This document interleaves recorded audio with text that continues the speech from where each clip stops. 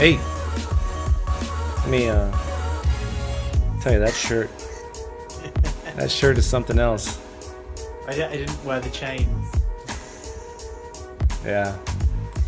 I thought it might put him off if I did that, and you were in your weird shirt as well.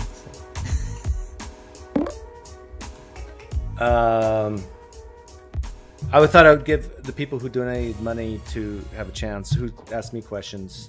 I can answer it now because we ran out of time. Let me. 10,000 pine points to you, YouTube punk. Even though I don't want to give them out because it's like twice in one day. But yeah, you deserve it. Boom. 5,000 pine points to John V and 1,000 Irish with some sun. Linguistic, you're a loser, even though you're from the Ukraine. You know the live chat isn't up with the video yet, so I can't replay it. Oh, back. you don't have the. Yeah. Okay. I will. I don't have them right now. I'll have them at some point in the future when YouTube's. Yeah, I understand. But if someone is here that gave a super chat to Nathan's channel, you don't have to give a super chat again. Keep your money. Just ask it here. Maybe, but you got to tag me and you got to say super chat question from Nathan's stream or something like that, so I know. I think there were only about 3 or 4 that I missed. Okay, well, that's not bad. Well, you made a lot of money though, right? Did you get it up to 1,000? Not quite. It's probably about £100 to £200 though, which is, for a couple of hours, it's not bad. That's really. like 200 to $300. Yeah, something like that. Whatever the conversion is, yeah, it's like 1.3s. Yeah, well, that's pretty good. So after the debate, I changed to something more comfortable, and then took the dog out for a walk. And while I was walking, I was replaying it in my mind, and I don't think I would have done anything differently. I think it went pretty well. I mean, there's always a question as to what the goal of this sort of thing is. I mean, what do you think your goal was going into it? My goal was to talk to especially younger Catholics listening in who weren't familiar with me or my channel, to hear a perspective that they might not have heard before. My goal was also to exude confidence that, hey, I am really, really convinced that Jesus Christ did not rise from the dead, and I make no apologies for that. And that I do, I can still like you as a person, but still strongly disagree that and say that your evidence is horrible, and you got to stop this nonsense. Better than the Habermas interview, at least. Oh yeah. Trent was better than Gary Habermas, especially with the Flying Man. But you notice with the Flying Man, he never got out of the red. Oh yeah, it would have been really good to do that. It was interesting. I don't want to read too much into Trent's intents or anything, but when he said, well, maybe we start at the other end and then start taking the evidence out, for example. And I was like, I don't know if, because there was only 3 minutes left, if this was like running down the clock a little bit, but I thought that was something really interesting, because it was clear that you were basically both the same. And I genuinely really wanted to know, just as a viewer, like what is it that I think that's the right way of assessing it as well, the evidence. Yeah, we stopped the Flying Man like the end of the Gospel of Mark. It was a cliffhanger, but with so many Christians, Trent actually put his cards on the table, and that martyrdom stuff is really powerful for him because he introduced it. Well, let's get to the martyrdom, and but I think I answered well there too, because your martyrdom stories are a lot of stories, and they never claimed to see it in the first place. So, Mark Bachman says something that I agree with. You did well, but don't leave time on the table. There was one. What was it? The second rebuttal. I left like a significant amount of time on the table. Yeah. I'm not sure why I did that, because I could have said some more stuff. I had way more quotes than I even used. So yeah, next time I gotta try not to do that. Well, these debates, when there's like a strict format and stuff, there are ways of kind of gaming it and making your position look stronger than it is. And I think that's why I'm kind of critical of those sorts of debate formats, is because, I mean, obviously Trent had rehearsed, delivering his presentation within the time period. And he also has sort of memorized, I think, certain heuristics for what to do in each of those periods to make your case look stronger. So, for example, a particular pattern of, and if you end your rebuttal section with mentioning things that a list of things you haven't responded to, for example, like if you can do little things like that and you're practiced in doing them in these kind of debate formats, then you're going to look a lot stronger than, I think, someone like you who just doesn't care. You kind of, not you just don't care, but you're not trying to play that same sort of game. Yeah.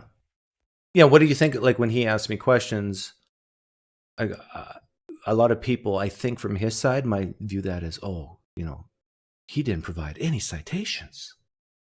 Yeah, I think that was the purpose of Yeah. that. I think some people might appreciate the honesty, few people, with a particular kind of psychology. But it is, I think, someone like a James Fodor type person or a Camille who's got all of these, Yeah. citations and papers memorized and can respond like that might have done better in that section for the other people with the other psychology. But part of the reason why I said that is because, I didn't really prep for this debate other than finding some quotes.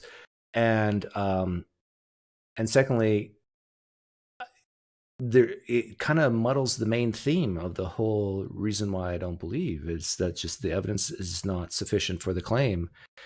And whether or not I can come up with specific citations on probabilities of hallucinations in groups and so forth, I do think they're out there, and a guy like James can provide them, but I'm not going to provide them. They're all in the back of his book. He's got citations for the things Trent asked for. And I think something you could have talked about that you didn't, because he was big on the bereavement hallucination stuff, but you didn't mention cognitive dissonance as well. And I think that could have undercut a lot of the work that Trent was doing in terms of making out that, hallucinations couldn't provide you with the kind of evidence. Yeah, he really went hard on that at the beginning because he thought I would say something like that. But, my strategy was to use Christians against Christians. But the thing is, they weren't Catholics. That was the problem. Yeah, that's true. Yeah. I should have, I should have used. There are liberal Catholics who have said similar things though to people like Dale Allison and stuff. But I mean, within the Catholic world, you've got like the sedevacantists or whatever, the people who opposed Vatican II. And I don't know if Trent's in that group, and he'd say, yeah, well, they're the liberals, they're going to hell anyway, so don't listen to them. Yeah, Tux, you can come on, but give us a few more minutes. Actually, you can. Oh yeah, Tux was a super chat that I missed. Yeah, you can wait in the queue. Come on and wait in the queue. I just wanted me and Nathan for a little longer. But yeah, I do think that I think at least some Catholics will find it refreshing. And I'll just I'm not trying to hide anything. Like, no, yes, can, no, I don't know. And so that was another part of as an atheist or a non-believer Christianity, if someone asks you a question you don't know, model the behavior you desire. I desire honesty in the apologist. So if you don't know something, say you don't know. If you don't have something, you say you don't have it, and move on. Yeah, I thought it was a good answer. Good answers that you gave when you said, "Yeah, I couldn't provide you with that right now. Maybe I could if I looked it up." But I mean, I think those are kind of reasonable responses to give, and you're not getting super defensive about why you don't have the evidence or anything. It's just plus it forces him to ask more questions, which is not easy. I think did he leave time on the table? Yeah, he was about 2 minutes left on the questions. Yeah, because I'm not your typical debate partner where I'm going to bloviate, and so you better have a lot of questions lined up because I'll just go through them quickly. Yes, no, I don't know. Next. Yeah, I mean, I think something about these debates as well is that most people who watch them are only going to hear or see the side that they already agree with or believe. And I definitely notice that in the comments. I'll get comments from people who subscribe to you and they'll be like, yeah, wipe the floor with him. Comments from people who subscribe to Trent, they'll be like, yeah, this PineCreek doesn't know what he's talking about. Trent wiped the floor with him. And it does make me wonder what the best approach is. I mean, just going to be a percentage of people, I guess, who maybe look into these things a bit more and decide as the upshot of that to switch sides, and that's what you've got to go in for if you care about deconverting or whatever. But yeah, I think I don't know how much impact this sort of thing is going to have in terms of actually changing people's minds, which is a kind of concern of mine. Yeah. Yeah, well, I know Trent. I wonder if I change Trent's mind, not on the question, the debate question, but on his view of me as a person. Because I think so. yeah, because I think he views me as that one video I did with Randall Rouser. And I really, just before he left, I was going to ask, hey, look, I played in your camp. I went into your territory with a debate format. Now come on my territory and let's just have a conversation. He seemed kind of open to it. I mean, maybe if you reply tomorrow or something to the email and say, do you want to come on my show and do a kind of like after show, just chat to me, or continue with the Flying Man and you could ask me some questions or something. What We Call Live said you did bloviate a little, Doug. Well, What We Call Live, if you have a 15-minute opening, you have to talk for more than just 60 seconds. The entire video is hypothetical, so it doesn't matter what I think about it, says Paul. Yeah. Oh, well, I'm trying to think of some things that he said that. Oh, so yeah. I'm trying to look into, because he asked about specifically bodily resurrection cases. And one of them that I was thinking of that you could have used as well was there's that Jewish guy. Was it in New York? Mendel Schneerson or whatever he's called. Do you? I'm not familiar, I don't think. Where his followers believe he was bodily resurrected and had, well, I mean, the best explanation of what they had is bereavement hallucinations and so forth. And I think that would have answered when he was saying, "Can you give me one example of something like this?" Like, the thing is, I could have been sneaky and had James Fodor in the back channeling me through Facebook and right. and just pop these citations out, but I didn't do that. But one of the greatest quotes that Trent made was, "There's better evidence for Fatima than for the resurrection." I mean, and then he went back on it a little bit. But seriously, like, if the thing is, a part of me agrees with him. Like, the evidence for Fatima is better than the resurrection, but it's still bad. That's how you get. It's how you get Catholics to then see that, you know, Fatima is something that is, maybe if it should be believed, it's going to be like really tentative, and then be like, yeah, so the resurrection is worse than that, and then hopefully begin to question, you know, like the whole kind of web of things that support each other. Like, well, if because when you question these people, maybe not Trent, but in the ordinary case, they're going to say, well, if God exists, that opens up the possibility for it. Or, you know, if God can do a resurrection, of course he can make Fatima appear. So if you can kind of, you know, get one of those things to be doubted a little bit, then it's connected to those other things, so they sort of fall away. I'm not going to play the video here, Amelia. Go to Nathan's channel and watch it. Someone asked the question about chopping beheading, and then someone coming back and saying God did it. Would you believe? And I said, yeah, that would raise my confidence. And then I love what happened there, because then Trent became the skeptic. And he said, well, what, Doug, why do you just accept that? It could be a twin. It could be a twin. And I said, oh, you're right. That is more probable than a beheading, isn't it? And coming back. Naturalistic explanations. I'm just looking at some of the things that James has in his book about like the plausibility of individual hallucinations. So a few of the bullet points are like surveys of hallucinatory experiences suggest that 10 to 25% of the general population have had such experiences, auditory hallucinations, at least once. Something about hallucinations are perceptual phenomena involved in many fields of pathology, although clinically widely explored. Studies in the general population of these phenomena are scant. What's this? 38.7% of the sample reported hallucinatory experiences. What's this after? A representative sample. I'm not sure what that means in the context of this study. Mark said Trent went after Doug on everything being uncertain. That was a straw man and kind of irritated me. Well, here's a question. Did I look irritated at all during this debate from an outsider's perspective? Did I ever look irritated? Maybe towards the start at a couple of points. But I think as time went on, definitely not. Yeah. Like, I just assume I'll always be misunderstood, strawmanned, and whatever. Like, that's just par for the course. I think when he called me super skeptical, I was just stating a fact. We don't see reality as it is. Yeah, I mean, I think that's a point you could actually. Yeah, that's probably a point I think you could have conceded. Actually, the kind of that you should trust that things are as they appear, absent any defeaters, right?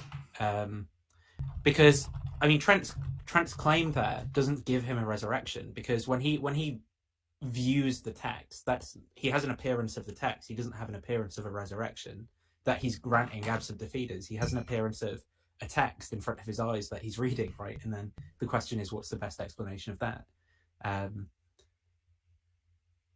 So I think you could have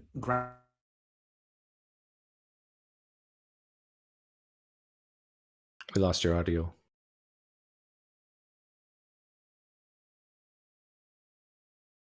We lost your audio. Can't hear you. But I was just going to say, well, Nathan figures that out. When I made the claim that we have no eyewitness testimony besides Paul, notice Trent did not push back on that. Now, if you're a Catholic, a young Catholic man full of testosterone, saying, yeah, my guy's going to win, and an atheist, a dirty atheist like me, makes that statement, and you hear your guy not counter it, that's bad.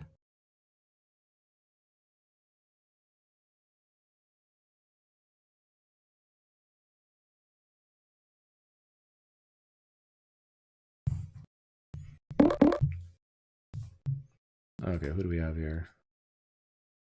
Nathan's back in. I see you, Floyd and Arpit. I can't hear you. Oh, you're muted. Unmute yourself.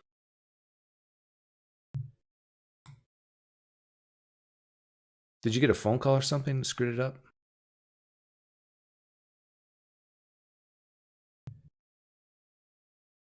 Yeah, I saw that, Jim Bob giving Nathan some bucks. Tag me if you have comments about what you thought was good, bad. If you had questions, what you would have asked Trent, what you would have asked me. I find it funny that Trent gave an unactualized actualizer argument. It's the same argument that was in your video with Trent sleeping people. Yeah. Do I have you muted? No, I do not.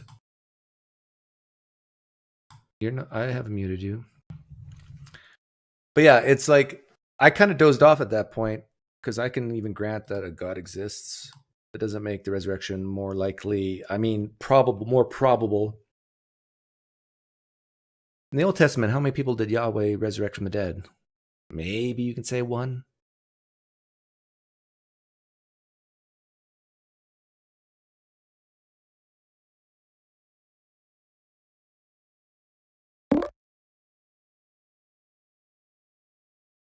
I still can't hear you. There's not on my side. I don't know what's going on. You can hear me? Yeah. I can't hear you. And it even says you're unmuted right now. Well, work on it. I'll let someone else in for now.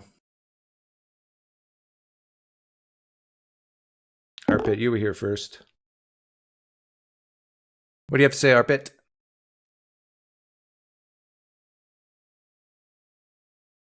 PineCreek, when he talked about airplanes being possible while heavier than air because of naturalistic reasons.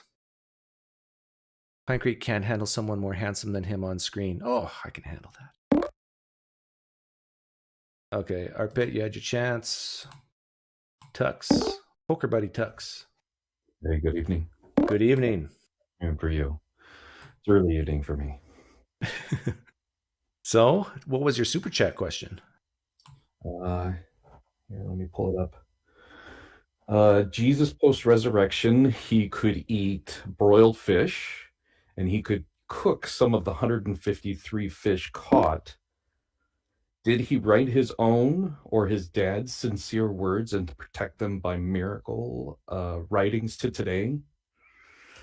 And then the question was, why believe the hearsay of the holy text we read today? Yeah, that's a complicated question. I don't know how Trent would have, because it's a very general question, and he would go on and on and on about many different things. He'd probably say, well, because they're eyewitness accounts and they were never refuted and blah, blah, blah. Yeah. Thought you did a well job. You're not a polished debater like Trent clearly is. Yeah. I thought you did a subpar job from the Christian's point of view. From the atheist, you didn't really use those earworms that just kind of set us all afling and afire and get us I all did in the heart closing, aflutter. didn't I? I said in your closing. But I tell you what, you hit one thing out of the park that I think you won the debate just from the one retort.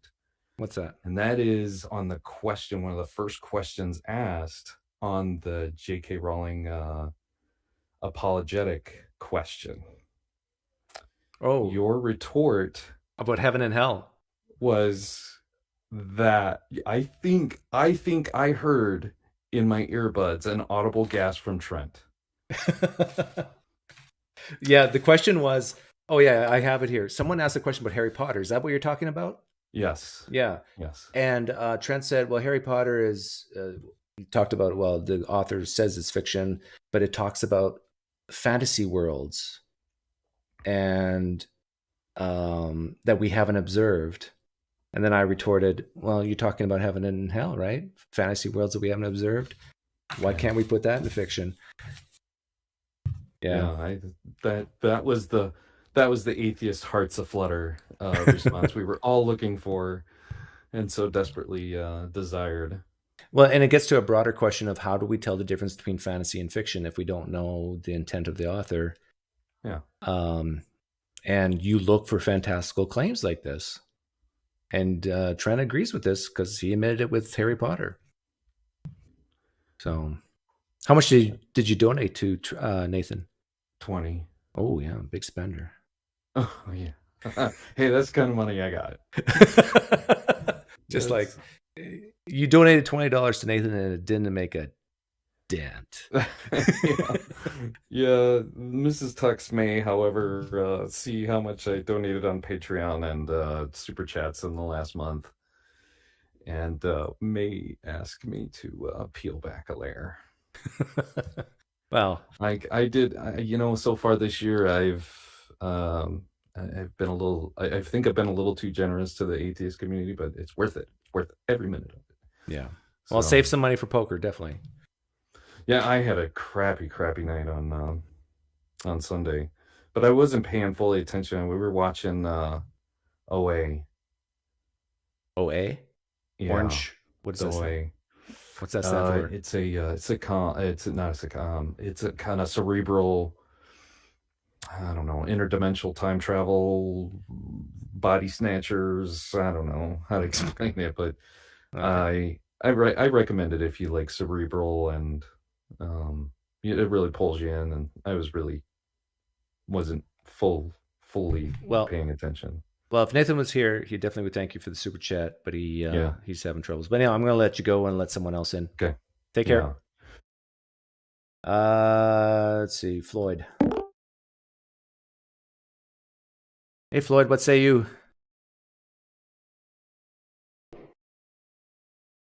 Can't hear you.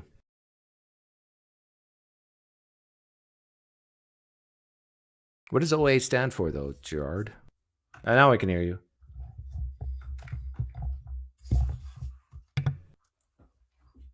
Can hear you. Go, Floyd. Hey, can you hear me? Yes. What do you have to say? All right, great. There's one. Can I switched mics. Can you hear me okay? Yep, you're okay. Maybe a little quiet, but All right. There was one question that Trent asked you. He asked you if there are any accounts of Jesus not being physically resurrected, and you answered no. And I don't think that's correct. oh yeah, because I could have mentioned Paul. Yeah, Paul in 1 Corinthians 15, it says a spiritual birth. And also in Acts, there's instances where Paul just hears Jesus's voice. Yeah, And but I did talk about Dale Allison saying that. Didn't I talk about that? That we don't know the nature of these appearances. If we had a sketch artist, would we all see like 500 accounts of the same thing? I talked about that.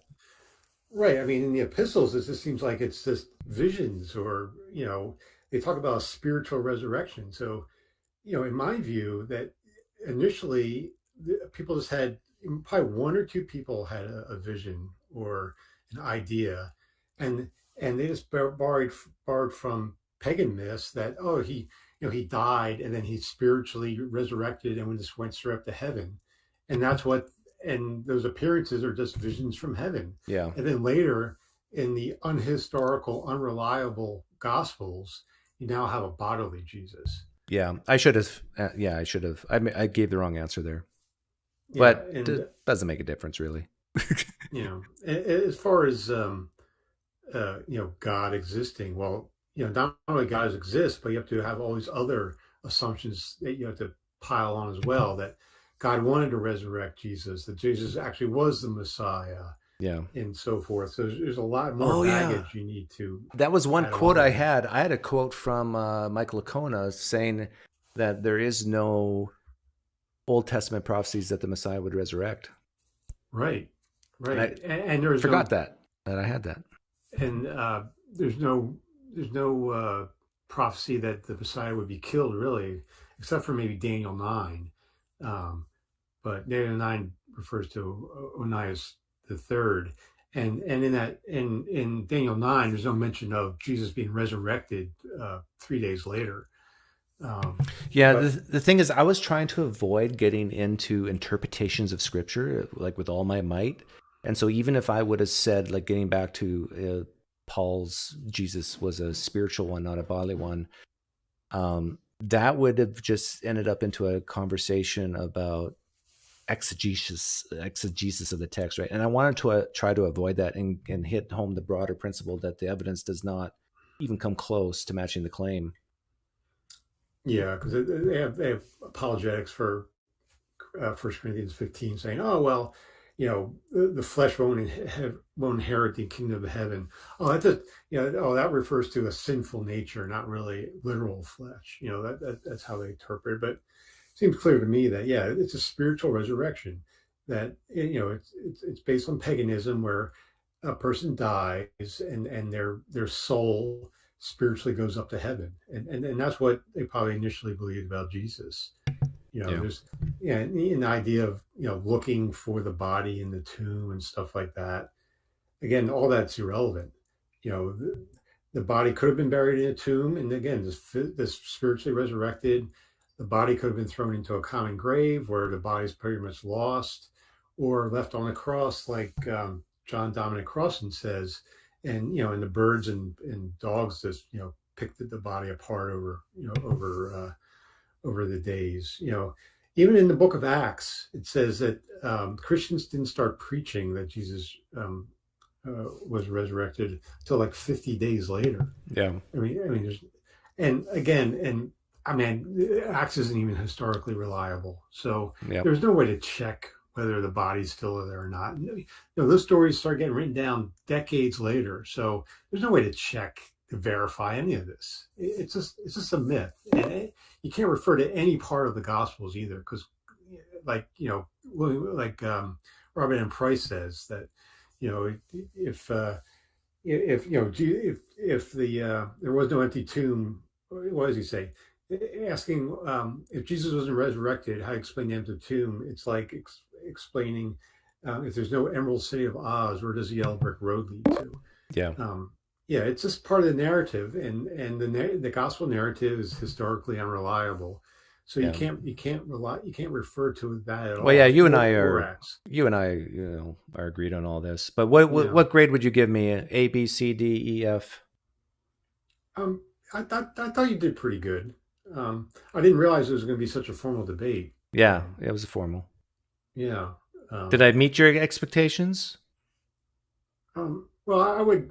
Yeah, I thought you did fine. Yeah. It sounds like a C to me. I would. I know you would have done it differently. I like that you use Christian scholars. I think that's always a good tactic during all these debates. Saying, "Hey, yeah, I'm not gonna come in here with my atheistic scholars because because Christians won't trust them. Oh, you're referring to an atheistic scholar? Oh, no, yeah, I'm not gonna listen to them. Yeah.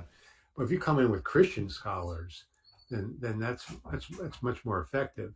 I would have come in with more Catholic scholars. Yeah, I that was my mistake. I just don't know very many of them. Yeah, I mean, I did a presentation on the historical unreliability of the Lucan nativity story, and I have quotes from United States United States Conference of Conference of United States Bishops, of Catholic bishops, and they say that the story is historically problematic. Yeah. So you need to hit them over the head with their own scholars, and the more Catholic scholars you can hit them over the head with, I think the more effective. Good advice. Okay, I gotta let you go, Floyd. I got other people want in. Arpit, I tried to let you in before. It didn't work. I'll try again. You there? Nope. Mike? Oh, hello. Hello. What say you? Yeah, Doug, I liked it. I mean, obviously it's like, I still I feel like I get a little more emotional than you when I listen to this stuff or whatever. And a lot of my critiques are probably Trent's responses are fairly low hanging fruit, I guess. The thing that interests me is that kind of it seems like he's real caught up in the weeds, and he's not willing to,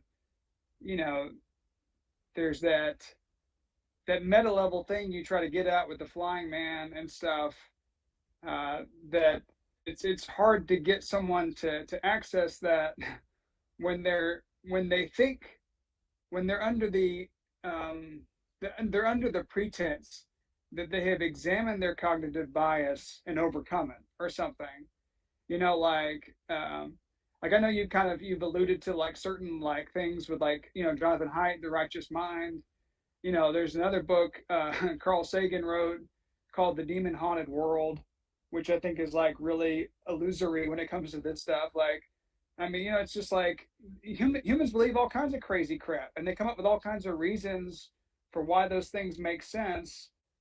And when we examine some things in the cold hard light of day, it's different. It's even when he made that a little thing of fish falling from the sky, it sounds extraordinary, or people flying sounds extraordinary. It's yeah, but then he immediately went to, and we have video evidence of these fish falling from the sky. It's yeah, we do, don't we? And we have a scientific explanation for why that type of thing might happen. It's just there's all these false analogies made, these kind of bridges that are made to make his little special things seem more reasonable. Yep, I agree. Thanks for coming on, Mike. Absolutely. Is it working now? Let's see. It is. Yeah, Amy? Awesome. Yeah. I have no idea what happened with that. Brent Kaler donated $11.11. I always see that number. Congratulations, Doug. You did a good job of passionately promoting your point of view. Kudos for trying something new outside your comfort zone and playing it straight. Yeah, now, Brent, you just have to convince Trent Horn to return the favor and come on the PineCreek show. Get him out of his comfort zone. It would be really great to see him continue the rest of the Flying Man. I think that's the go-to thing that would be really interesting. On some of the things that he said specifically or asked you for questions for. So I was just going through James's book, and he does speak specifically to these things. So he says in this one study, about 1/3 of grief hallucinations reported seeing, hearing, and talking to the deceased in their hallucinations. So that would give him kind of like the belief of bodily resurrections. And then James also cites a bunch of studies about members of new religious movements and their psychology. So like members of new religious movements score higher on the unusual experiences factor. So for example, measuring like schizotypal personality traits on a particular questionnaire. The new religious movements did not score significantly differently to the two religious controls on the factors of cognitive disorganization, impulse, nonconformity, extroversion, so on. As predicted, individuals from new religious movements scored significantly higher than the control groups on all the delusional measures, apart from levels of distress. And then the thing I was saying about like recent examples.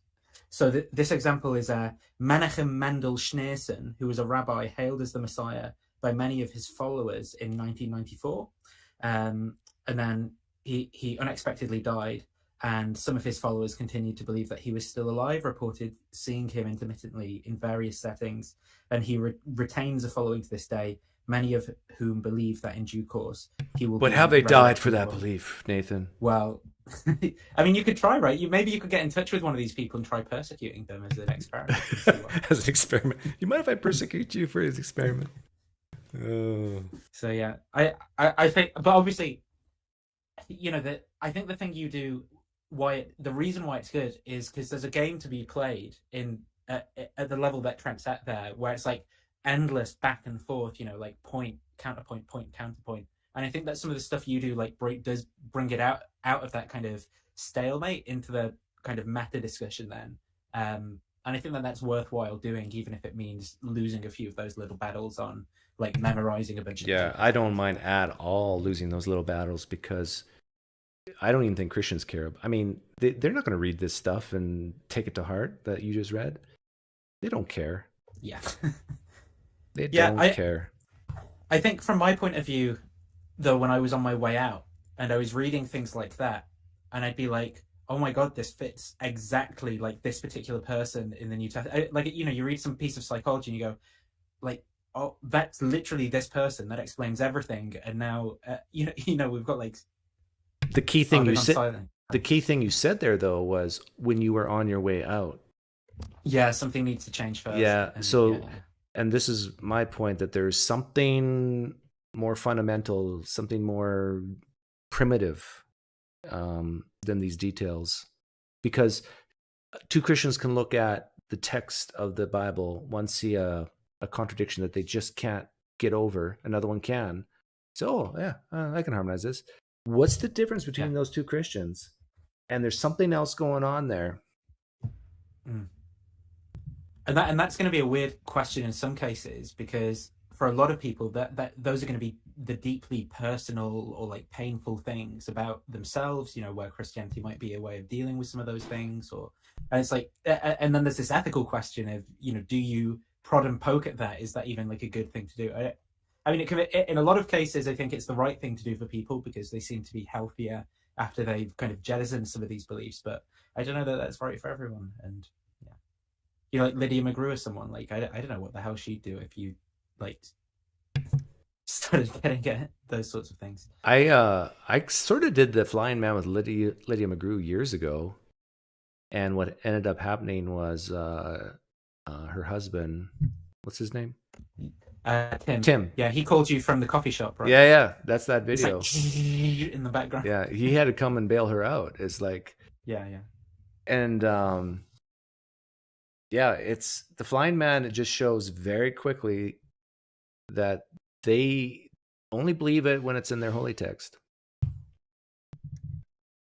Or I mean, maybe that could be. I genuinely really want to see someone honestly engage with the Flying Man and get to a point where they have good principled reasons, like why they disagree with you. You know, like actual good reasons that aren't just like crappy special pleading or whatever. Yeah, that would be really interesting to see. Like it must be able to be done at some point. But it's interesting. Like with Trent, as far as I could tell, he never went out of the red zone. Red meaning not believing. Yes. He was red. No, I don't believe. Red. And then when he brought up martyrdom, like, does he go from red to green? Does he make that huge jump just from that one thing? Yeah, and I think after a while he kind of started panicking and bringing in some of those other things, which is that thing you talk about, when people ask themselves a question, and it's like kalam, contingency, blah blah blah. And for him, I think it was some of these Aristotelian proofs, about potentiality and actual. This was something he mentioned. Something you could have driven home on if you wanted to go into that is, well, what's the contradiction between like an infinite why couldn't you have an infinite series of things that are all actualizing each other, right?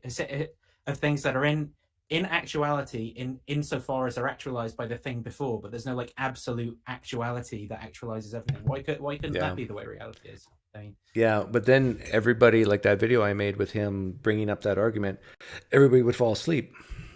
Yes, I agree. But you could say, maybe something you could have said is, I agree with you. We need something that's purely actual. I'm an Aristotelian now, Trent, on philosophical grounds, and then said, so how does that affect how I come to assess this evidence about the resurrection? Because it doesn't do anything for any of that.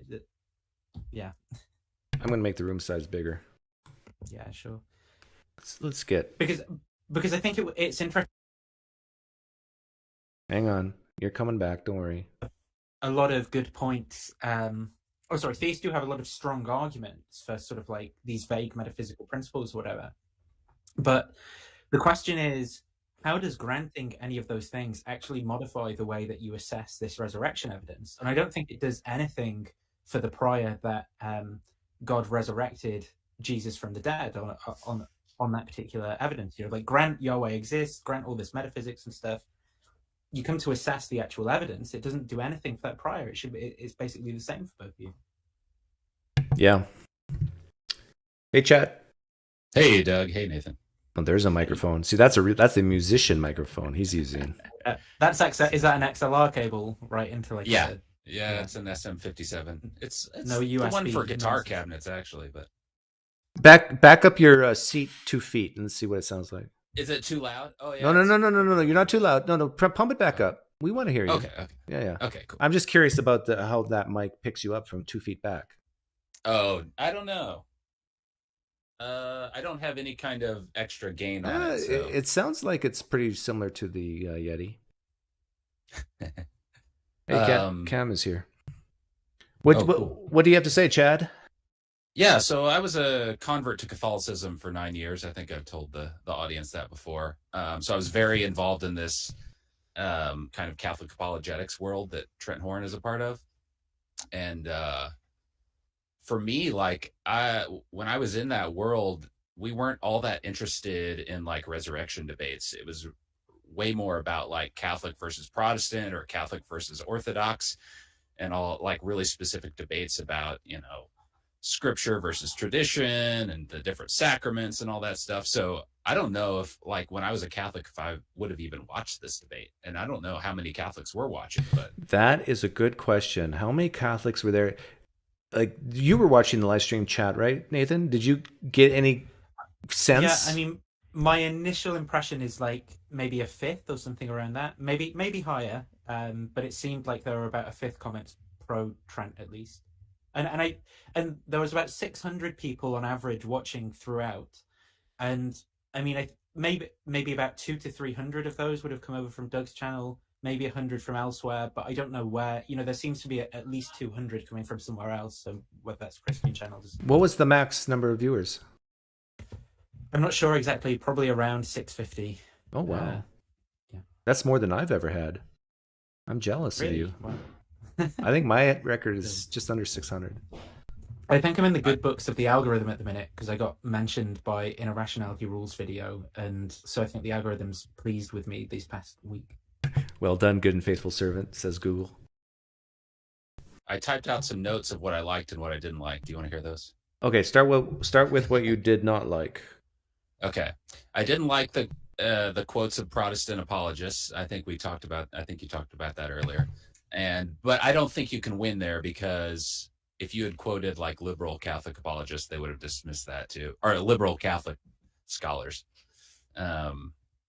I think I'm just not a fan of quotes in debates. I know like William Lane Craig does a lot of quotes and stuff, and I kind of zone out when people quote. I'd rather just hear them restate it as their own opinion.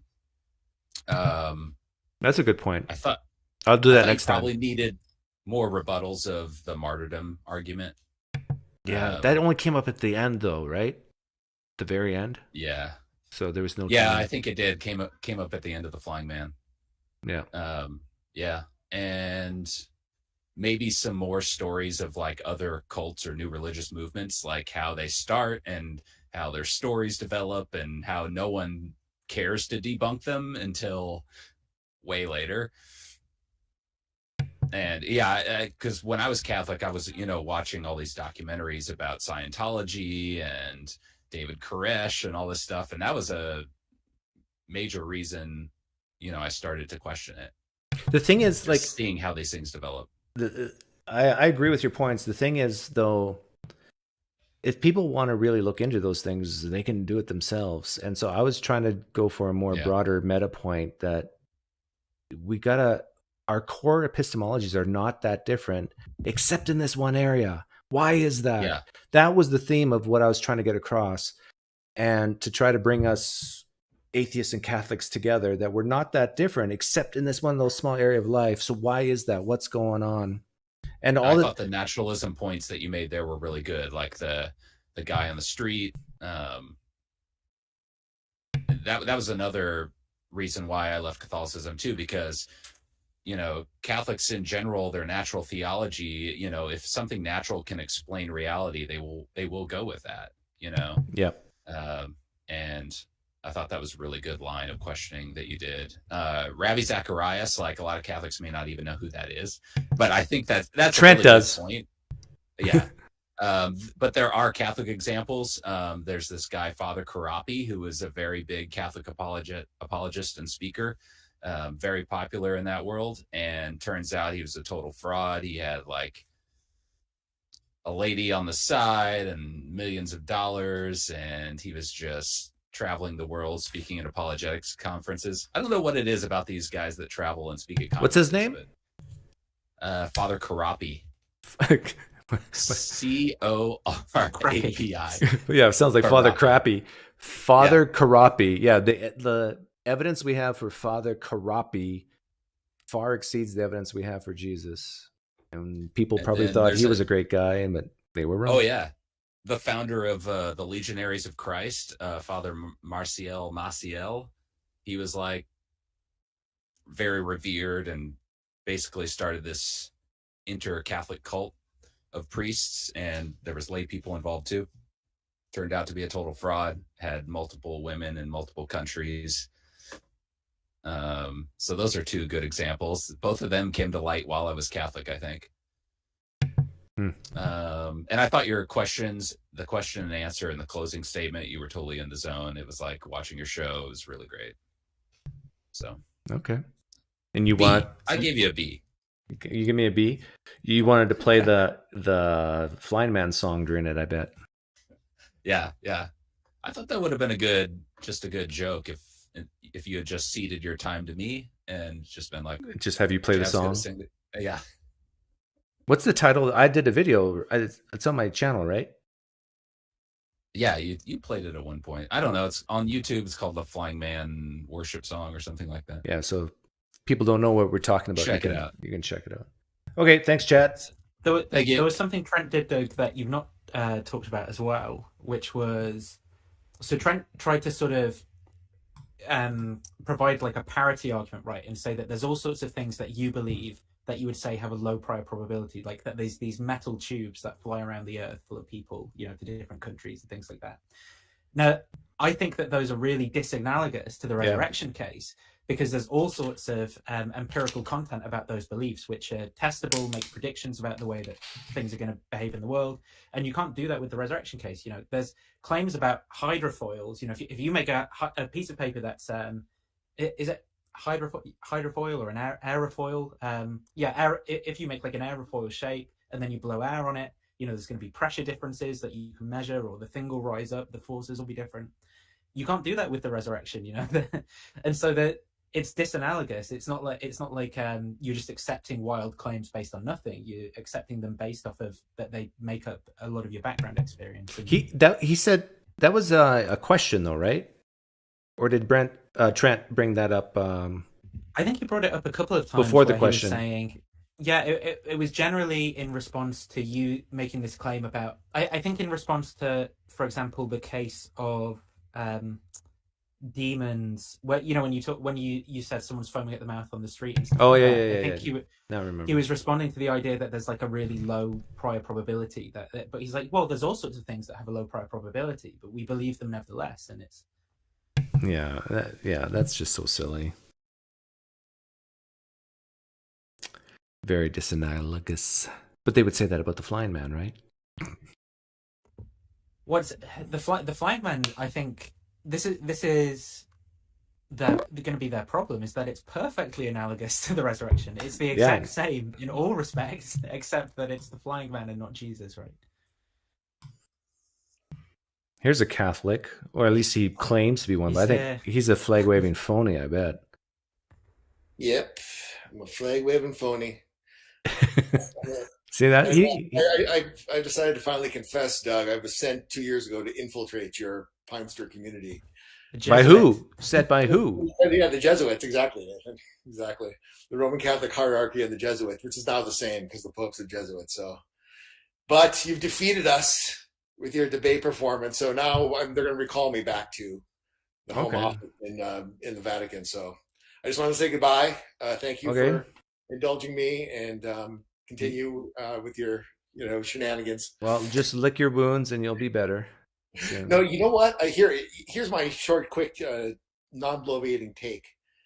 I felt like if you didn't pay attention to what was being said, but you just looked at the body language and the demeanor and the passion. Oh, this is good. People, it seemed like Trent cared much less about what he was defending than you care about what you were defending.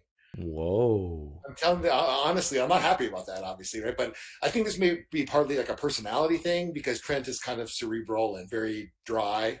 And you came in there like a house of fire, and you were really, drawing from some deep source of conviction. And that came through. You were preaching it. And so I want to give you kudos for that. I think your arguments, on the purely argumentative level, I don't think you really responded to what he was saying, but that's neither here nor there, because most people aren't really, paying that close attention to the details of the arguments, right? And so at the level of presentation, I thought you showed a fine talent for this kind of formatted debate. Anyway, is he an introvert? I don't know. I hear introverts are rare, so that was a commercial I saw recently. I don't know. But if you look at his presentations on the Catholic Answers show, and it was a little bit in evidence here too. I mean, he tends to be very he just woke up. It's like very low. I think it's the regimented nature of his delivery. Everything's kind of a bit rehearsed and scripted, and so that doesn't allow so much for him to be animated, perhaps, because it's just kind of executing what he's dreaming. He's done this so many times, and this is for Doug, it's kind of a new challenge of sorts. In a sense, it wasn't, because you've done similar things for a long time, but. So maybe for that reason, he just had less, natural enthusiasm. I don't know, but.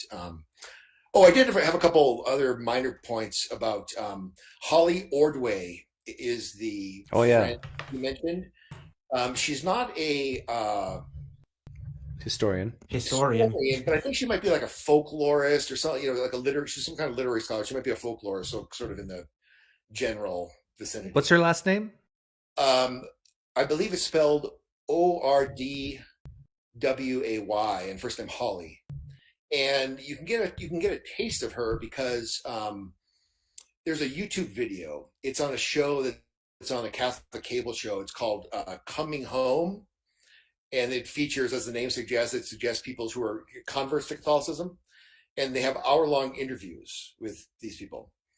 And she's featured in one. So if you just type into the YouTube search "Coming Home Holly Ordway," you can there you go. And I have to say, generally speaking, you would have a field day with the stories that are being told on this show. I wouldn't normally point you to that because you would just see PineCreek theorem all over the place. You'd see all kinds of bad reasons for people converting, because it's it's like a popular level show. So the typical Christians on there are the typical Christians. And I'm not sure whether she does anything more interesting. But anyway, that would be something for you to look at, see if you want to. But she is a person who had nothing to do with Christianity at all, became a PhD in this literature or whatever. And then because she investigated the historical evidence for the resurrection, she became a Christian. Yeah. She's listed as atheist, who's like an atheist academic and became a Christian. But there might be something in there that, I don't remember. It's been years since I've seen that. But there are other people on that same TV show, the Coming Home Network, where people who at least reported that they were atheists and then they studied philosophy or church history or whatever. Like there's one woman, I think her name's Rhonda Shervin, who's a quite well-known Catholic philosophy professor at a seminary. I think she might have been either Jewish or atheist and became Catholic. So if you did a little bit of a search on that particular site, you might find other people who are potential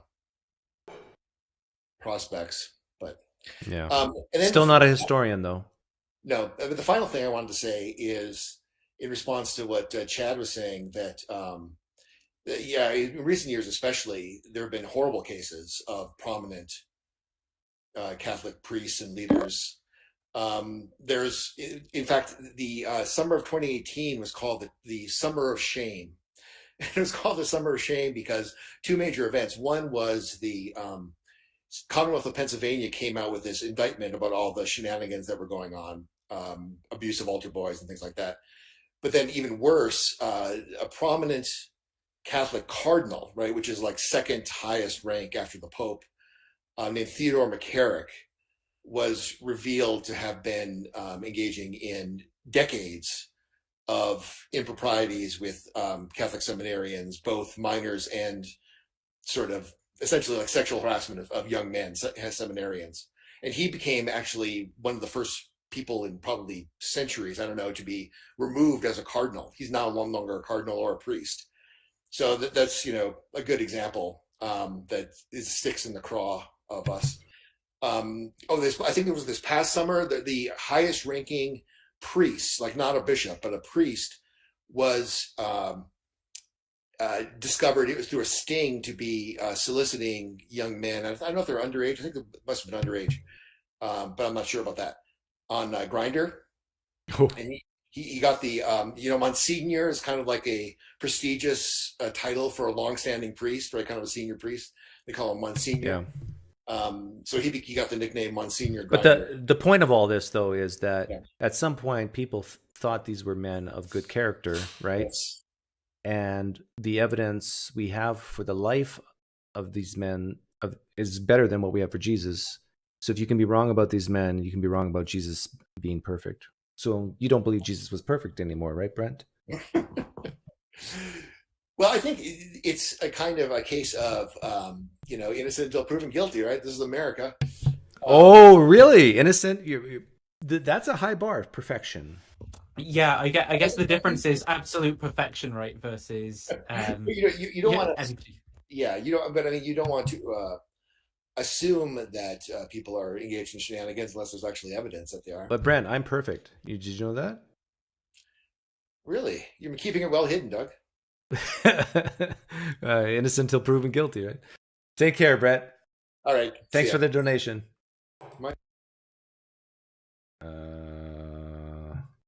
Oh, this might be fun. Buckle in. Is it Jim Bob? No. Okay. Because he was there in the chat, but yeah. But Brett, I'm perfect. Hey, Vesna. She's working on it. Okay, there we go. Do you hear me? Yes. Okay. So this is my third time, and my audio quality was terrible both times. How is it now?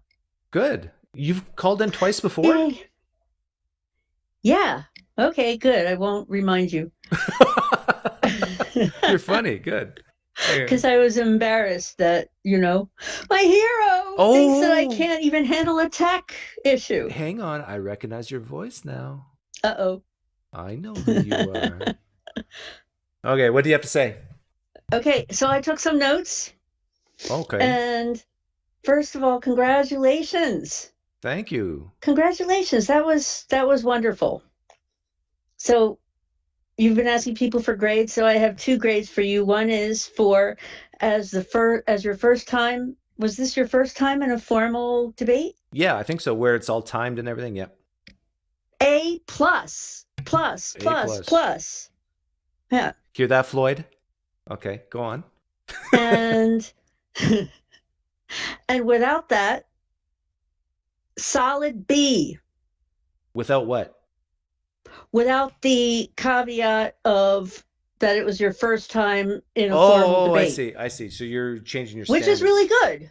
Yeah, it's still really good. That means I'm better than most flag-waving phony debaters. Boy, I'll say. Yeah. Boy, howdy. So, okay. My first note for you is that I thought your most powerful stuff, you buried the lead, as they say. Towards the end, when you said, you came out like flying. You said, there's no first-hand eyewitness. No first-hand. Eyewitness. Yeah. Did you know that? You said, did you know that, Christians? There's no first-hand eyewitnesses in the whole New Testament. So me, from when I was a Christian, I would have been blown away if you started out with that. As it was, I would have been blown away no matter when you said it. So I thought that your big guns were not in your opening statement. Yeah. So, yeah. And then also notice somebody mentioned... notice Trent didn't try to rebut that at all, did he? Yeah, I noticed. Yeah, I wonder why. Well, did you prepare your opening statement at all, Doug? Like, I mean, presumably you thought about it, but did you take a note or bullet note? Wow. I had quotes lined up, but I didn't actually have like, okay, from minutes 1 to 3, I'm going to say this, and 5 to 7, I'm going to say this. No. Yeah. So your quotes were good, but you read them for too long. So if you could have abbreviated them. I thought it was interesting. That was an interesting thing. So if you had been able to have like 5 quotes that were really short, like here's this Christian, here's this Christian, here's this Christian. Or paraphrase. Okay, so then there's that. Paraphrase them instead? No, not paraphrase.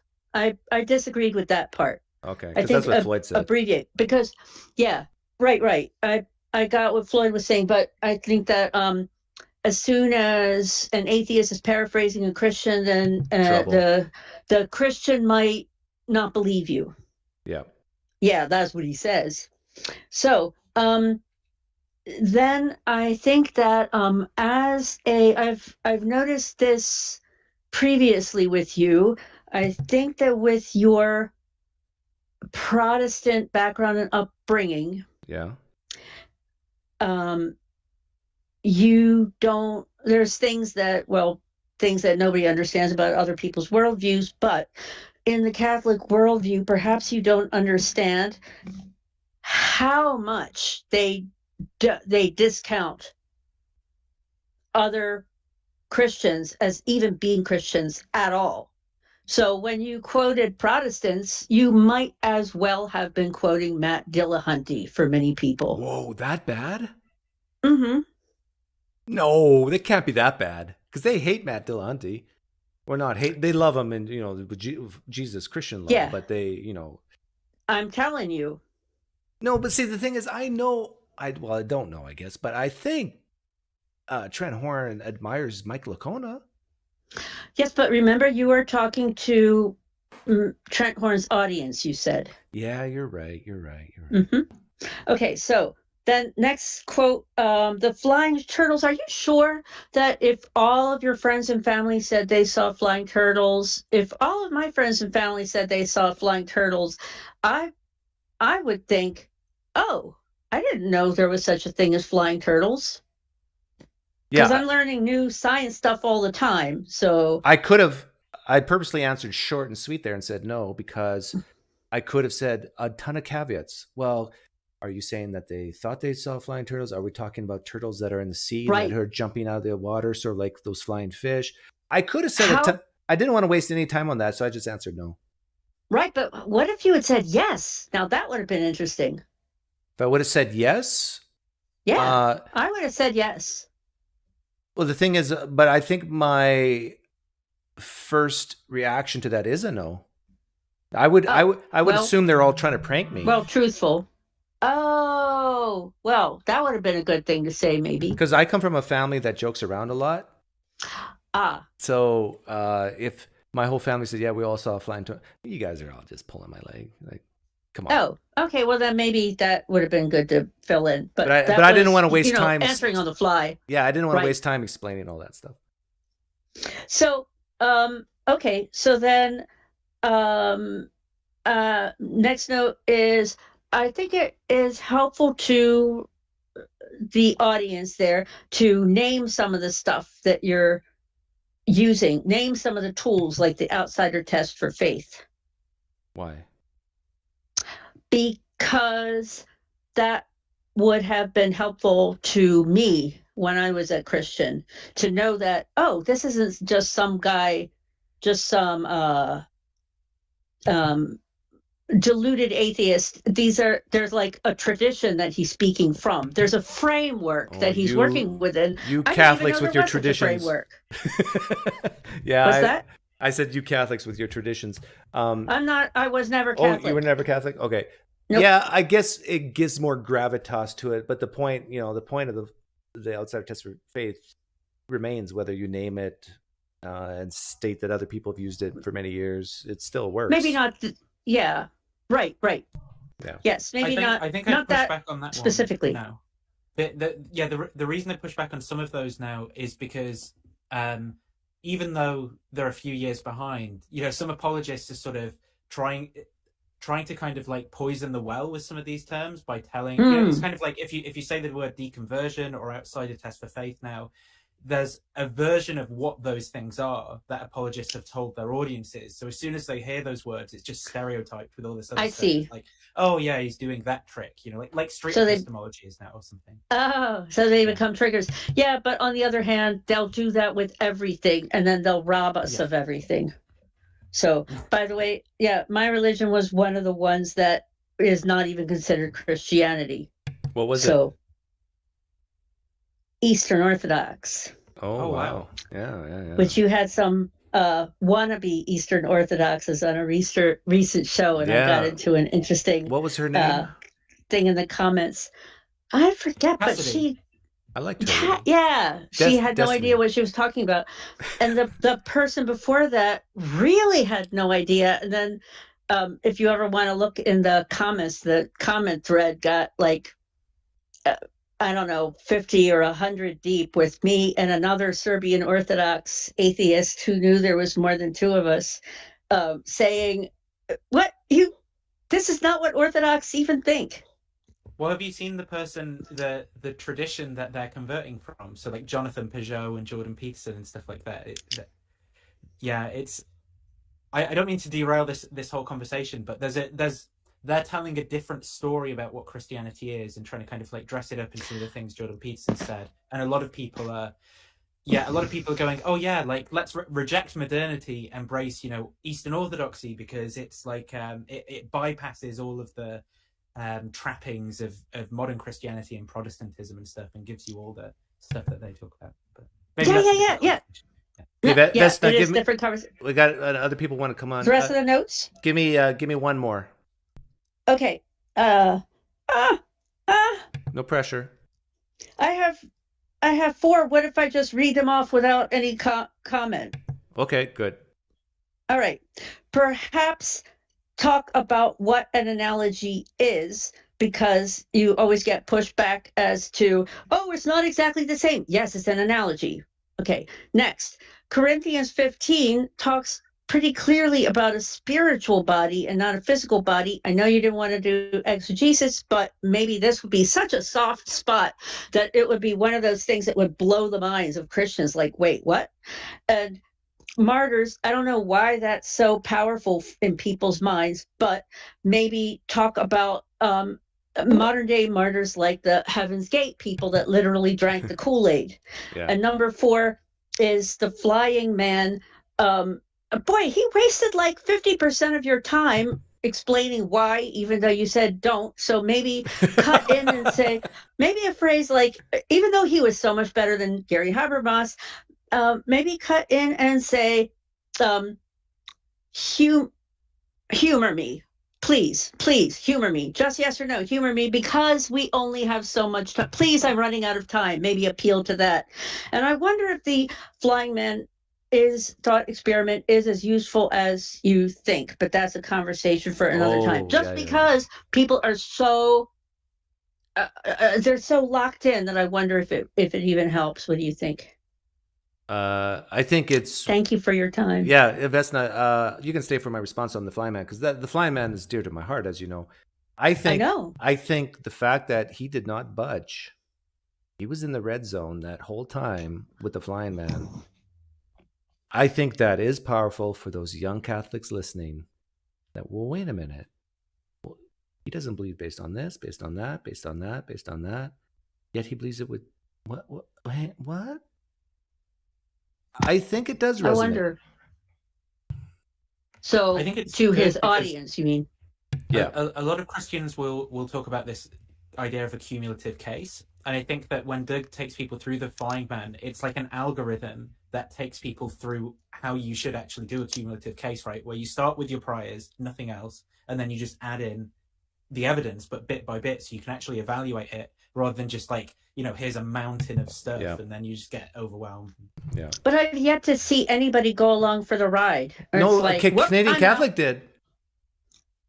And he ended up... He did? Yeah, he did. And he ended up only believing until the personal experience happened. Ah. Yeah. Okay, my I'll have to go hot back take and on look it, at that one again. My hot take on it is that it's seeing the number of professional apologists who can't provide a sufficient answer to it.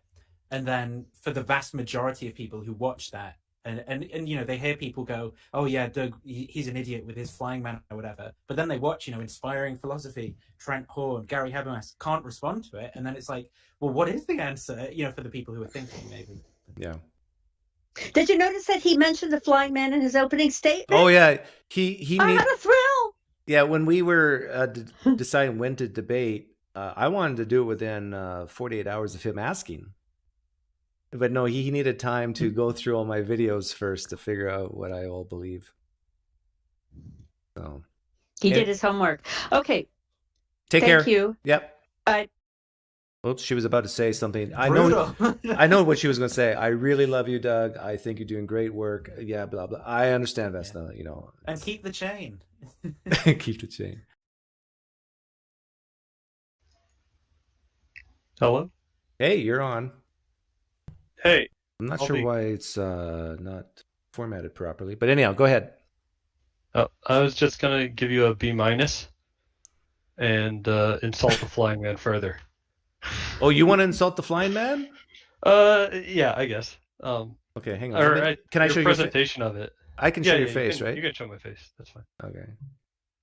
I won't show Nathan's, but he's still here. I'll just get his reaction. Okay, what's your problem with the Flying Man? My problem is with you and the Flying Man. It's with your presentation of it. Okay. Well, be more specific, Bob. I mean, Ash. Bob. Oh, Jim Bob. So I think when you are presenting, you're like, oh, we get a piece of paper that says, your ancestor flew in front of 500 people. Mm-hmm. Like, that's just not analogous, or it's so disanalogous from, I guess, Paul's letters, right? Like, you say it's signed by the person, and I get that, but like but it's not a piece of paper someone's handing you in the case of Paul, right? It's like, yeah, it is if you're the artifacts Corinthians that like other people have the Corinthians presumably dug up. The people of Corinth got handed a piece of paper from Paul, right? There is a point here though, Doug, actually, because you used to present it slightly differently. In the IP debate, you said, imagine we're in a library. Yeah, I know. I didn't have time for that though. And we get given a manuscript or something, right? Yeah. And I think maybe that sounds better. Those details. Yeah, but I think that happens at every step though, because like you start with like the piece of paper, and then you're like, I'll add in the Gospels or whatever, and it at least as a viewer, or maybe this is a me problem. Like, I can't tell how much you're adding in. Like, are they artifacts from when the Flying Man was supposed to have flown, or are like you literally just like slamming books down and I'm sitting here like, well, I have no idea. Yeah, well, the thing is, they still can just answer, no, don't believe it, right? They can answer no to. I mean, I think it might depend, right? Whether it's just like Depend on what? Depend on if they're I don't know, like So historical even documents. if I set it up poorly, in my attempts to make it analogous to Christianity, all you have to say, no, of course I don't believe it. Done. I think you said And us in their brain, Hebrew and in too, their though. brain, if they're thinking like you, well, it's just a piece of paper. Like, who cares? Like, where's this paper come Well, from? Blah blah blah. in my head, I don't know which it is, right? So like that, I think that's why they have to bloviate. That's my theory, or my hypothesis. I think the point that Ash is making is that without adding in like a bit of background context about that this is a historical Yeah. manuscript that we're being Well, stuff like that, it okay. makes it disanalogous. I understand that, but with Trent's opening statement, he mentioned the flying man, so I knew he had already. He didn't get it at all, though. Did you hear what he said in his opening statement? Yeah, It was yeah. terrible. Well, yeah, I understand, but at least he knew what it was sort of about, right? So that's part of the reason why I didn't go over it again, because I knew he would at least watch it. But no Christian gets it, because once they get it, they're in trouble. They become Reformed epistemologists. Yeah, they basically have to become Calvinist Reformed epistemologists and just say it's circular. Yeah, it's true because the Maybe Bible you're says so. But yeah, it's like to hold someone's hand and gently carry them through the whole thought experiment in a time format like that. You just can't do it. Yeah, that's true. I mean, it is your cross-examination, and I think both you answered so shortly that like Trent couldn't cut you off, but like I know you have the right to cut him off, and I think you could have exercised that more. Yeah, I agree with you, but I use caution there too, because otherwise, because I have a reputation of yes or no answers. You know, this is how Christians view me, I think, and they're going to say, "Oh, Doug was actually pretty nice there." Yeah, maybe you should have like bloviated during your while he was cross-examining you. So I don't have that. Force him to cut. I don't have that ability. To cut you off. You need to like get him to cut you off so that the precedent's set, so that when you cut him off, it doesn't. Yeah, no, I can't do that. I don't have the ability to bloviate. It's not in my programming. You got to work on that. I can bloviate when I'm quoting other Christians. If you want an A, you got to bloviate. In a debate. Okay. But yeah, I hear what you're saying with the flying man, and in a perfect scenario where time is not an issue, you can set it up perfectly. But what I also said is what happens, which is I think what he said in his opening statement, is their mind just floods with, oh, but this is not the same as this, and this is not the same as this. I can give you everything you want, but let's just look at it piece by piece in order. And yeah, it's like the opposite problem when you like take things away. It's not clear like if you're taking away like the connections between them or something. Like if you take away Luke, then like it's kind of weird because Luke's obviously connected to the other synoptics and like also to John and like sort of to Paul. That was interesting when he actually suggested that the flying man might work better going the opposite direction. Well, I think he meant better as in like it would be harder for you to get him to concede something, right, if you started at the other end. I think that's what he meant by better, rather than it would be better for you to make your case, it would be better for him to respond to it.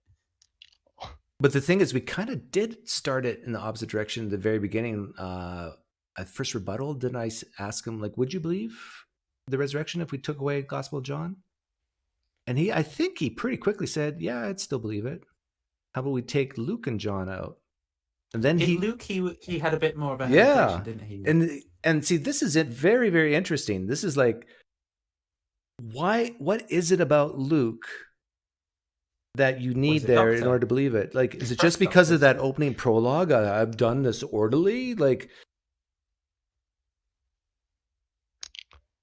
Yeah, you weren't really like questioning him then, though. You were like, that was more disjointed.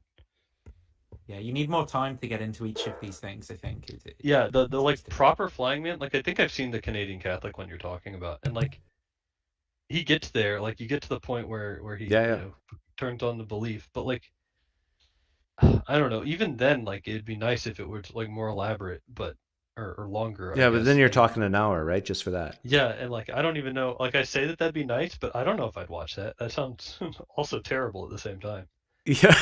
You So what you're saying is I should do something that you wouldn't watch.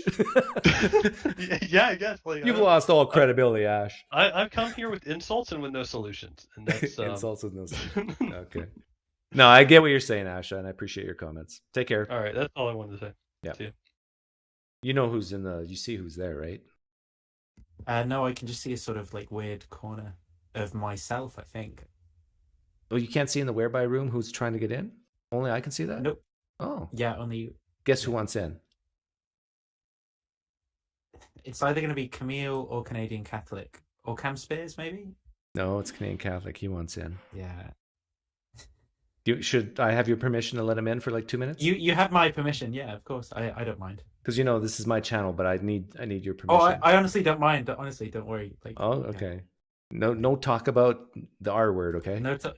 Yeah, no talk. About anything. Whereby room who's trying to get in. Okay, you got it. He knows. He knows what to do. Hi, Doug. How are you, buddy? I'm doing well. How are you? Doug, I want to ask you, why didn't you get to my super chats, buddy? What, here today or just now? Yeah. I honestly didn't see them. Oh, Father Nathan must have suppressed them. He's ungrateful.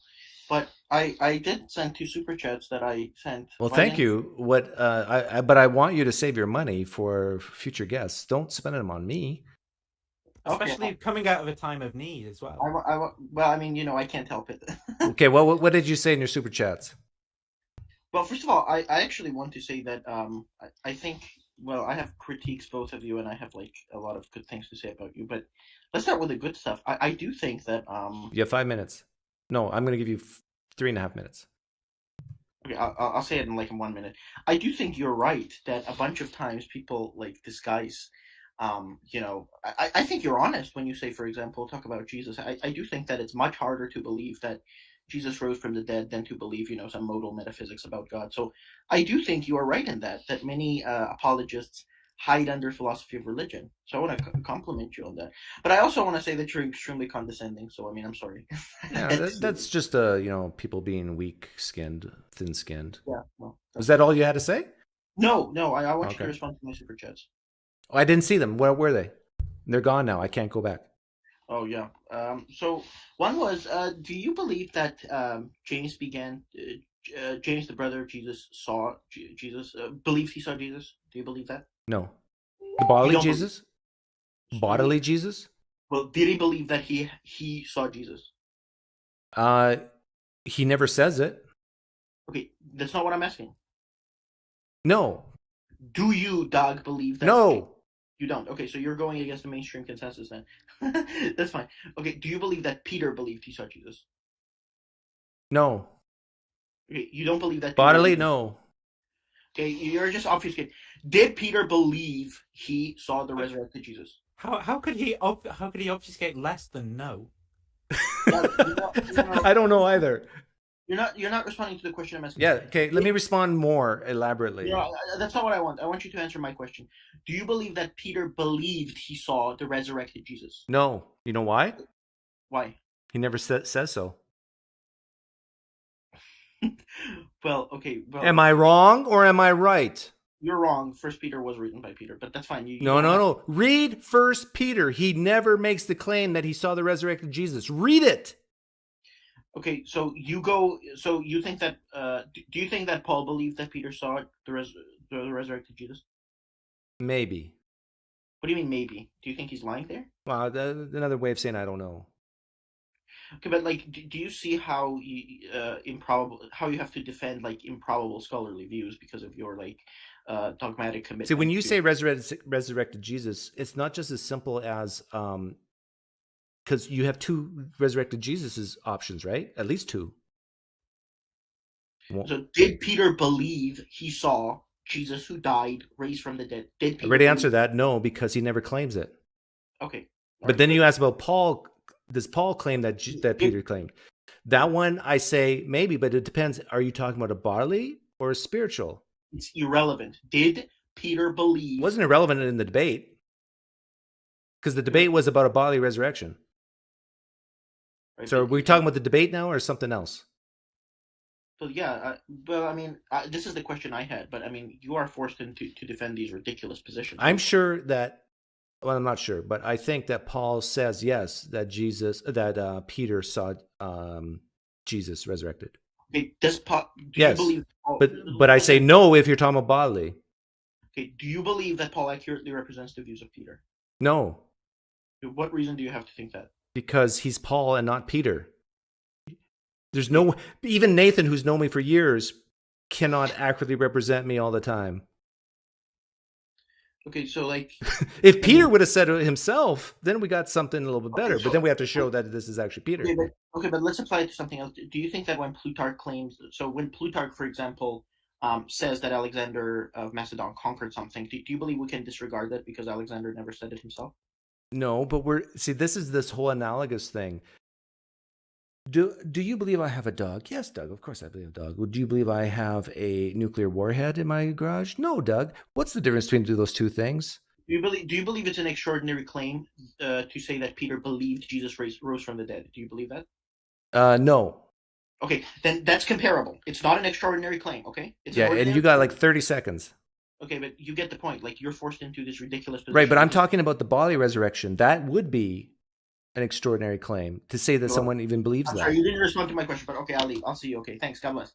How did I not respond? Buddy. Anyhow, any last words, Nathan? Yeah, Doug, buddy. It was good to talk to you, buddy. But you're stupid, and you need to think harder. But I love you, buddy. But you're stupid. But oh yeah. Anyhow, take care. What a mess. Yeah, see you in a bit. I'll wrap it up here.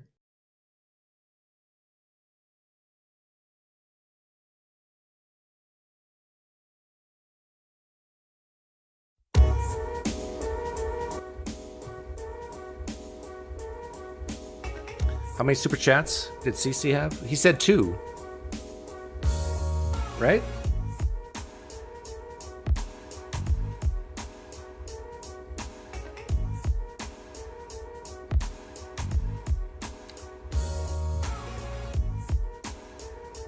Right, Gurmania.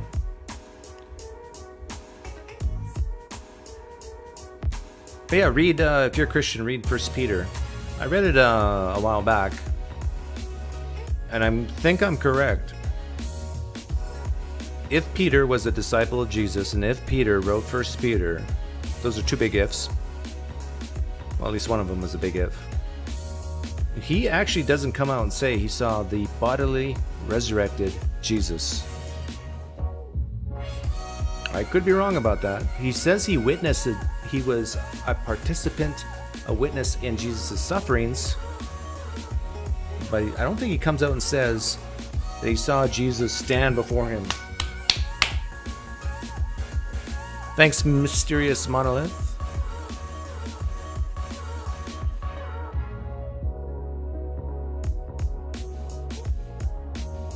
Oh, yeah, Nathan, his super chats were on your channel, not mine. Maybe that's it. Yeah. Josh, you're confusing 2 channels.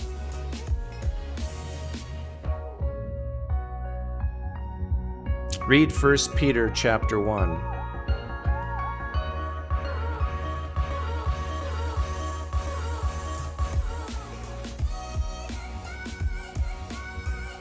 Okay, stop the music, Myron. We have a challenge here.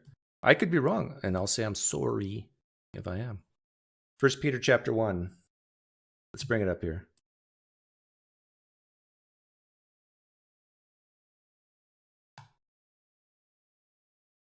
Make it big. Move me over. Peter, an apostle of Jesus Christ, to God's elect, exiles scattered through blah, blah, blah, blah, blah, blah, who have been chosen according to foreknowledge, blah, blah, blah, blah, blah, to the obedient Jesus Christ, sprinkled with his blood, blah, blah, blah, blah, blah. Praise to God, living hope. Praise be to God in his great mercy has given us new birth and living hope through the resurrection of Jesus Christ from the dead. Notice he does not say he personally saw Jesus Christ rise from the dead.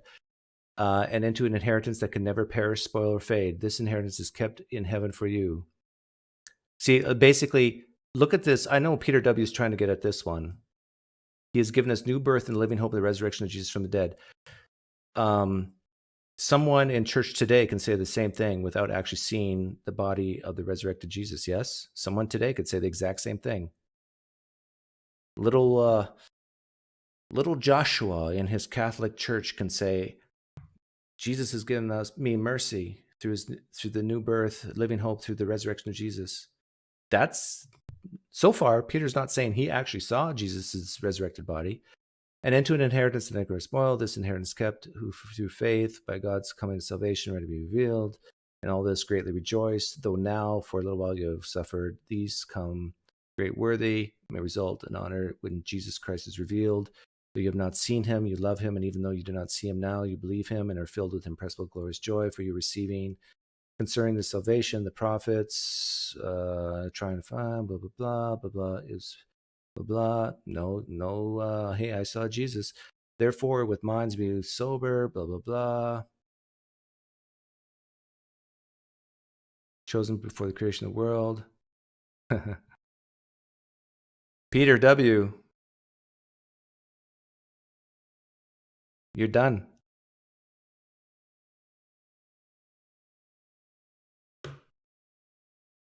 It was a suggestion, not a challenge. You're right, Peter W. It was a suggestion. Great suggestion. But nowhere in 1 Peter chapter 1 does it say that Jesus, he saw the resurrected Jesus. Am I wrong, Peter? Or am I right? The Lord in the heavens is listening, and he doesn't like liars. The only thing about the resurrection here in chapter 1 is, where is it? I just read it before. Oh, right here.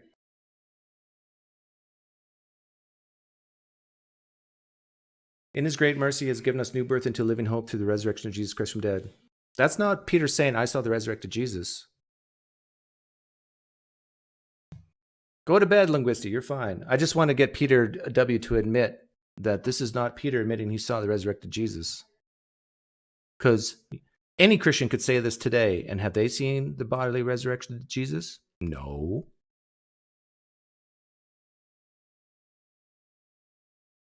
Oh my goodness, Peter W. is on his way out of Christianity now. What have I done? For your good? What does that mean? How does that change anything?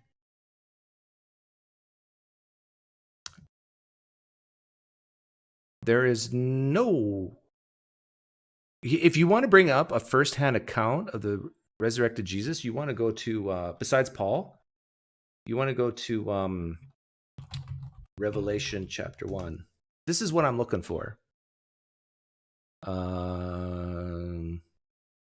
The revelation from Jesus Christ, which God gave him to show his servants, which soon must take place. He made it known by sending his angel, servant John, who testifies to everything he saw. That is the word of God and the testimony of Jesus Christ. Blessed is one who's read the law, blah, blah, blah. Okay, still no resurrection.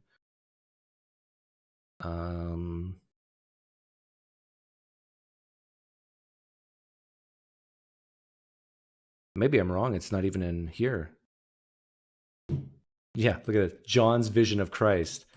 Okay, this is something I'm asking for. I, John, oh, this is so sweet and so good. I, John, your brother and companion in the suffering and kingdom and patient endurance that are ours in Jesus, was on the island of Patmos, blah, blah, blah. Well, still no resurrection. Why did I think Revelation chapter 1 had yeah, I'm wrong. I mean, I'm right that's only Paul, but I'm wrong that there's even a vision part. So yeah, Peter W., you gotta leave Christianity now. Oh, you want to come in the room, Peter? Hang on, guys. We gotta lead someone to hell here. Give me a moment.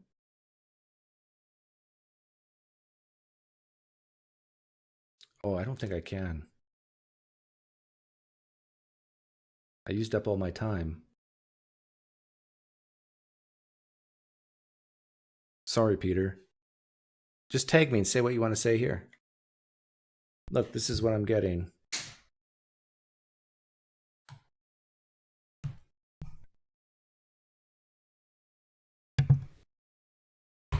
Yeah, I know Jephthah's daughter.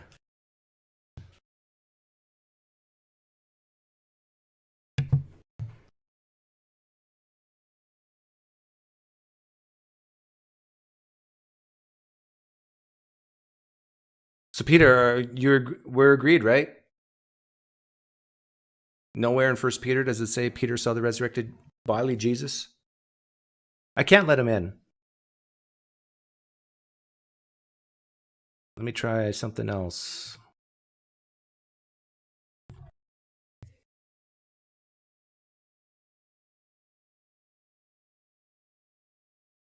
Nah, I can't let him in.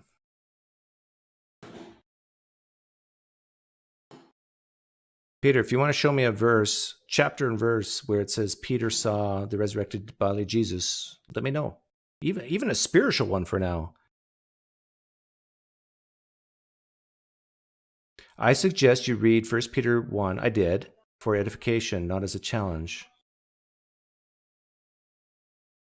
Edification? Oh, this feels so good reading 1 Peter 1. Is that what you mean?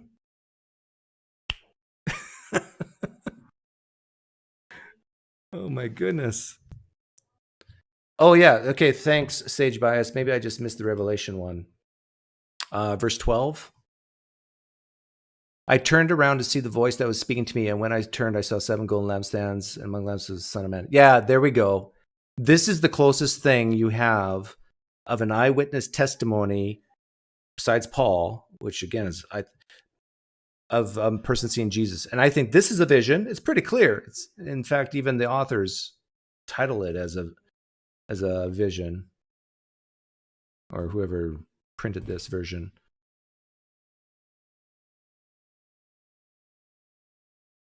You have no first eyewitness accounts of the bodily resurrected Jesus except for Paul and maybe right here. And both can arguably be made as these are visions, unless you believe in the third, fourth, fifth coming of Jesus. Yeah, I see it, Sage. I got it right here. So why, Christians, are you believing not even based on eyewitness accounts? You have to leave Christianity now. I don't think you have a choice.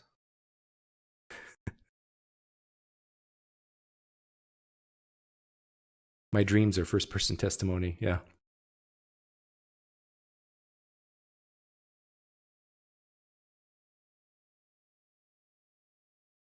First Peter 5:1 only mentions Peter's witnessing. Yeah, that's exactly what I said. First Peter 1:5. Who through faith are shielded by God's power unto the coming salvation that's ready to be. No, that's not it. First Peter 5.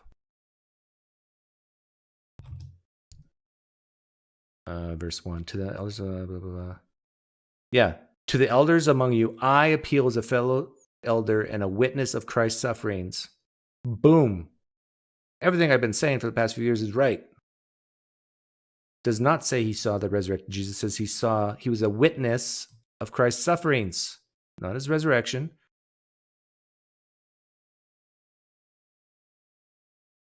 His sufferings were before his death, not after.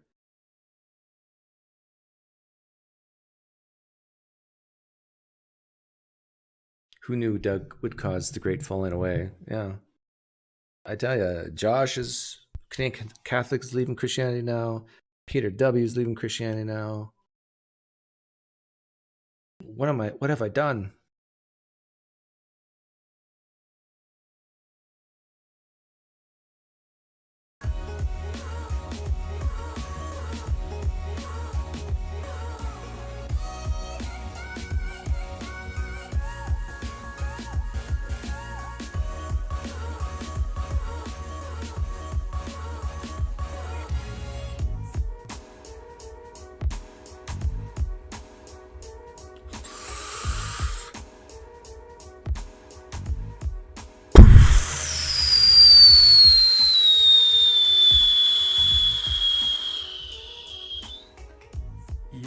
that's really bad.